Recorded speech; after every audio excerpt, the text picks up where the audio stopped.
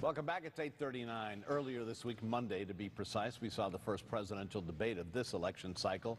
The next debate, less than 2 weeks away. But there's a long history of debates that we can all learn from. And here with what you need to know about this is Shari. Good to see you, Shari. Hey, John. Boy, these debates are interesting. The one Monday night was interesting, to say the least. 80 million people and plus tuned in, so it is something. Are today's debates, though, different from what they were originally? Absolutely. I mean, the concept goes all the way back to ancient Greece and Rome, and of course was a big part of the founding of our country's history. But the thing is, John, back then, debates were in a smaller forum and focused on a smaller audience, oftentimes policymakers or academics, and so they were much longer as well. So the presentations were much more focused, much more disciplined, but also much more eloquent. It wasn't until the mid-1850s when Lincoln and Douglas took debates to the road and the public. But even then, a single candidate's one response back then was about 90 minutes long. That's as long as the whole debate was. So it's a different scenario. Yeah. So when did things start to change? Maybe when TV started becoming really popular? Exactly. I think that technology and also our attention span were two of the biggest influencers, beginning in 1960 with the famous Kennedy-Nixon debates, which actually TV didn't become the norm until about 16 years later.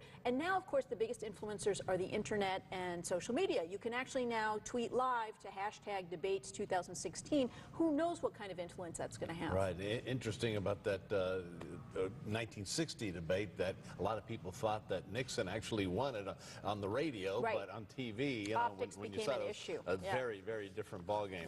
All right. Well, how are these changes impacting what Clinton and Trump are doing now? We can actually use technology in two good ways, important ways for us now. Number one is online fact-checking, which we can follow while we're following the debate. But number two is that the transcripts are available to us immediately afterwards. Even back at the beginning of our country, transcripts would be published so that people could follow afterwards and see what was really said. And I think especially now that optics are so important, they're so quick, and these debates can be so confusing, it's important for us to take a look at the transcripts afterwards and see who actually said what.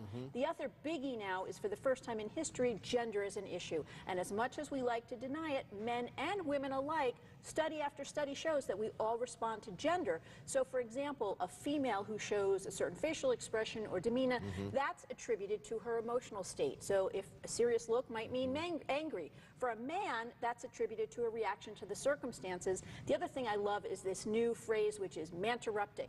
So even young boys are shown in school to interrupt 8 times more often than women. Oh, my goodness. It's an interesting question to say, how would we respond if a woman was behaving the way Mr. Trump is behaving, or if a man was behaving the way Ms. Clinton is behaving? Very interesting. Looking forward to the next debate. Me too. Coming up soon. All right.